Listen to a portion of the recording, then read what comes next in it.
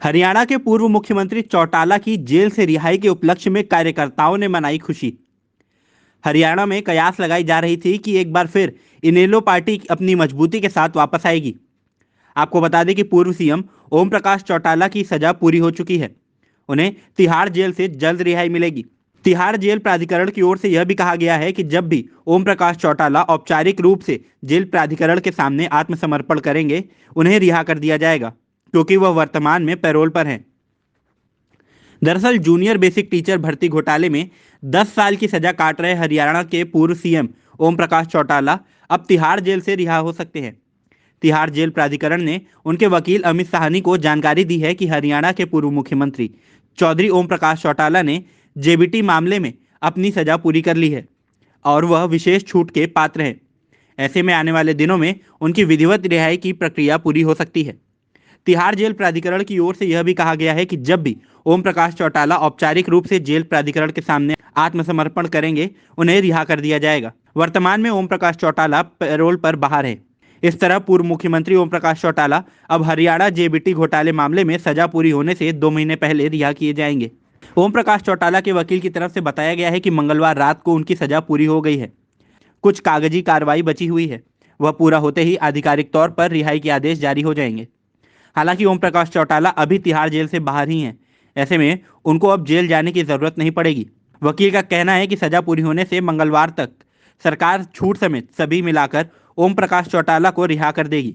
आपको बता दें कि जेबीटी भर्ती घोटाले में साल 2013 में पूर्व मुख्यमंत्री ओम प्रकाश चौटाला को 10 साल की सजा सुनाई गई थी। आदमियों को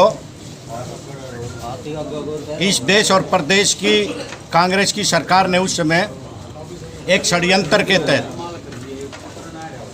10 साल की सजा सुनाई थी जी। कोई जो कि बहुत बड़ा षड्यंत्र था जी। इन्होंने कहा था कि चौधरी ओम प्रकाश चौटाला जी और इनके साथ जो 55 और हैं, ये एक घोटाले के तहत है। जबकि कानूनी कार्रवाई चली, कोर्ट में स्टडी हुआ, आज तक किसी के ऊपर भी कोई गबन का घोटाले का आरोप नहीं। ये बहुत बड़ी साजिश थी कांग्रेस सरकार की, चौधरी भूपेंद्र सिंह हुड्डा की। सर, इनेलो पार्टी जो थी टूट चुकी थी अगर चौधरी ओम प्रकाश चौटाला की, जब से जेल की सूचना मिली थी जाने की। अब जैसे ही रिहाई की सूचना मिली है, क्या दोबारा मजबूत होने के इरादे के साथ वापस लौटेंगे? देखिए, इंडियन नेशनल लोकदल एक ऐसी पार्टी है जो ना कभी टूटी थी ना कभी टूटेगी।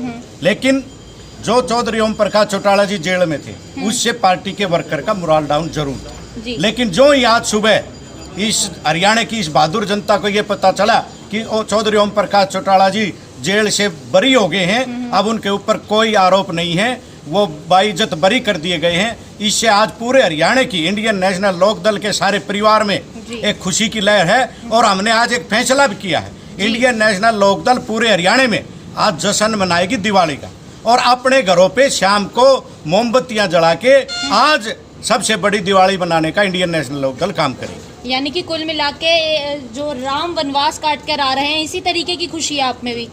देखिए, ये समय की बात है। श्री राम को शाम को एक तैयारी हुई थी, सुबह उनको राज तिलक होना जी, लेकिन परिस्थितियां बदली। चौधरी ओम प्रकाश चौटाला के साथ सेम हुआ। श्री राम को सुबह 14 साल का वनवास हुआ। चौधरी ओम प्रकाश चौटाला जी की सरकार बनने लग रही थी, 14 में बनने लग रही थी, 19 में बनने लग रही थी, लेकिन परिस्थितियां बदली।